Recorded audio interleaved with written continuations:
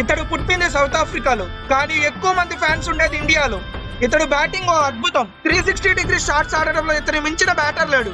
ఇతడు బ్యాట్ పడితే బౌలర్ వెన్నెలా భయం, ఎందుకంటే ఇతడు చేసేది విధ్వంసం కాబట్టి. గ్రౌండ్ నలుమూలల కొట్టడంలో ఇతని తర్వాత ఎవరైనా.